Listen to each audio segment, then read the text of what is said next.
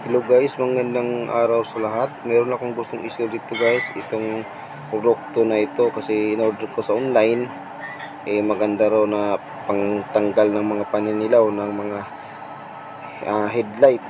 So susubukan ko dito ngayon guys kung kaya ba niyang tanggalin yung paninilaw ng aking headlight ng aking kotse.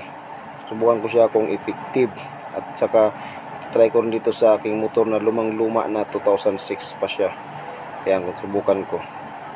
Ayan, meron akong hinanda na paglalagyan. Nilagyan ko na siya ng electrical tape para magkaroon siya ng pagitan. Ayan, kaya lamas-lamasin lang muna para maikalat yung cream.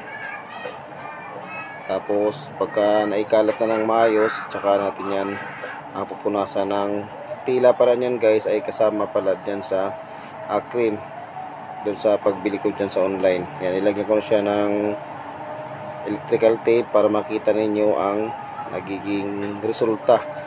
Ngayon ko lang din naman masusubukan to guys. Yan, yung tila na gagamitin ko ay kasama na rin dyan sa cream. So kayo nang bahalang humusga kung effective ba ang produkto na pangtanggal di umano ng paninilaw ng mga headlight na mga lens ng ating mga sasakyan ng motor. So sa tagal kasi naka-stock niyan guys, marami na mga kumakapit na mga acid rain dyan. So isang taon mahigit yan, nasa kalsada lang naka-stock dahil nasira siya. So ang labo na ng headlight niya, yung nasa kaliwa pala niyan, ay sinubukan kong gamitan ng pangtanggal ng kalawang. Kaya yun ang nangyari, nagkaroon siya ng gas-gas kasi kinudkud ko ng husto. Kaya sabi ko, subukan ko munang umorder dito sa online kung maganda ba talaga or effective ba yung mga napapanood ko na maganda raw na panglinis, pangtanggal na paninilaw ng mga lens ng mga headlight. So ganyan lang ang gagawin guys, punas-punas lang.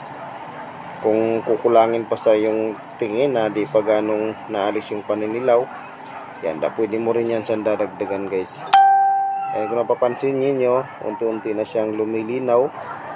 Hindi ka mukha kanina na talagang dilaw na dilaw siya guys, kasi lumang-luma na yung itsura niya. So punas-punas lang yan ang gagawin dyan. Unti-unti na siyang kumikinis, lumiliwanag na. Pag tingin nyo kulang, pwede nyo rin dagdagan. Kasi palagay nyo meron pang kumakapit na paninilaw, pwede nyo rin dadagdagan guys. Tapos lamas-lamasin nyo na ng ganyan para maalis pa rin yung mga iba pang kumakapit-kapit dyan na hindi gano'ng natanggal. Ayan, nagkakaroon na siya ng sa tingin ko nito guys ay unti-unti naman siyang gumagana or effective yung ating nakuhang cream sa online. Ito nga pala guys, kayo nang bahala humusga dito sa aking ginawa kasi hindi naman ako binayaran para mag-promote ng produkto na to. Natutuwa lang kasi ako guys, at saka gusto ko rin kasi talagang may dokumento, kaya gusto kong videohan para mapakita ko rin sa inyo kung ano ang kumbaga sa kung anong naging resulta dito sa napapanood ko sa mga online na panglinis daw ng mga headlight, ng mga lens ng headlight, yung mga naninilaw at naalis daw siya. So para sa akin guys, unti-unti naman siyang lumiliwanag compared dyan sa ating kaliwang side. Unti-unti naman siyang kumikinang. So masasabi ko guys, para sa akin na parang nasa 70 or 80% na talagang gumagana siya guys. Ayan.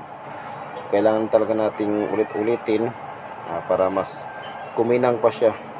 So yan po yung nagiging kaibahan. So tanggalin natin yung tape na inilagay natin para makita natin ang kaibahan sa nilagyan ng cream at sa kabila na pinunasan natin ng cream at yung kabila ay wala. So yan ang guys ang nagiging resulta. Makikita ninyo na mayroon talaga siyang pagkakaiba o talagang gumagana siya.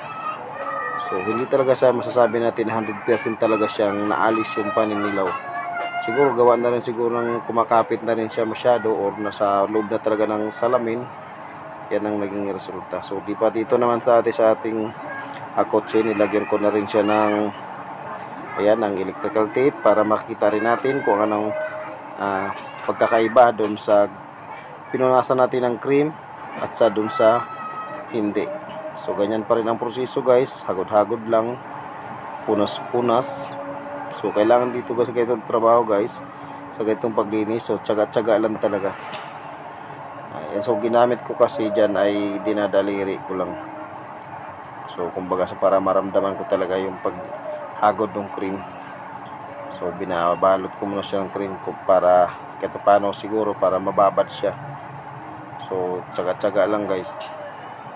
So pagka nalagyan na natin lahat yan, pwede na natin siyang punas-punasan. Pero pwede na naman na irekta na lang din doon sa tila, yung tila na kung saan hawak-hawak ko na pwede na rin irekta. Nga pala guys, yung tila na yan kasama na rin dyan sa cream na ibinigay sa akin. So nakuha ko nga pala yung produkto na yan guys, halagang 112, free shipping na siya.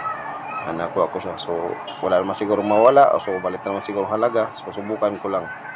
So yan, hahagurin na natin ang ating tila na kung saan kasama siya dyan sa produkto. So kaya na bahala guys, sumusga kung talagang effective ba siya. So pakita ko lang sa inyo din kung gumagana rin, kung talagang gumagana dito sa aking headlight ng aking sasakyan. So kailangan natin ng tsaga-tsaga lang guys. Kung napapansin nyo rin na nagkaroon naman siya ng improvement, at na makita rin naman na yan, lumiliwanag naman siya, lumilinaw siya. So ayan no. Para sa akin guys, gumagana talaga siya eh. So nasa inyo na rin yan kung gusto niyo rin subukan yung mga ganyang klase ng mga panlinis. Kung talagang naninilaw na yung mga headlight ng yung mga sasakyan, pwede nyo rin subukan guys kasi mura lang naman. So kung gagana sa inyo, pero para dito sa akin, gumagana naman siya. Kahit pa paano nakita ko naman na ayan, lumiliwanag naman siya. So kailangan natin ulit-ulitin lang kung gusto pa natin na mababawasan pa yung mga paninilaw niya. Pwede natin ulit-ulitin ng hagod. So yan na nga guys, ang itsura niya. Gumaganda naman. So kailangan punasan natin ng nasa tuyo na part ng basahan. So yan guys, so lumiliwanag na yung aking headlight ng aking sasakyan. So meron talaga siyang kaibahan guys dito sa kabila. Yan, kailangan tanggalin natin yung kanyang electrical tape para kita natin yung pagitan. So ayan guys, kung napapansin niyo yung gawing kanan ay manilaw-nilaw pa siya compare dito sa ating pinunasan na. Yan, lumiliwanag siya guys. So para sa akin, hindi ko naman talaga masabi na 100% ay naalis talaga yung paninilaw niya, pero siguro gawa na rin ng may mga scratches na rin talaga, o may mga gaskis na talaga yung aking lens ng headlight, kaya siguro yung mga kumakapit na nilaw sa loob ay hindi naalis. So ito na ya guys ang itsura nung aking ginawang finished product, or sa aking ginawang pinunasan na lahat guys. Ayan, makinis na siya. So dito rin sa kabila pinunasan ko na rin, at yan na nga ang naging itsura niya, ay lumiliwanag siya guys. So nasa inyo na, tingnan nyo na lang ang kaibahan. Kung gumagana talaga siya, makikita nyo naman ang compare din sa hindi pa nagawa. At dito sa aking lumang-luma na motor, yan ang itsura niya. Yan, so meron talaga siyang improvement guys, talagang lumiliwanag siya, di kamukha nung original talaga na bago ko nilagyan ng cream ay talagang dilaw na dilaw siya. Subukan ko na rin pala guys i-apply dito sa salamin.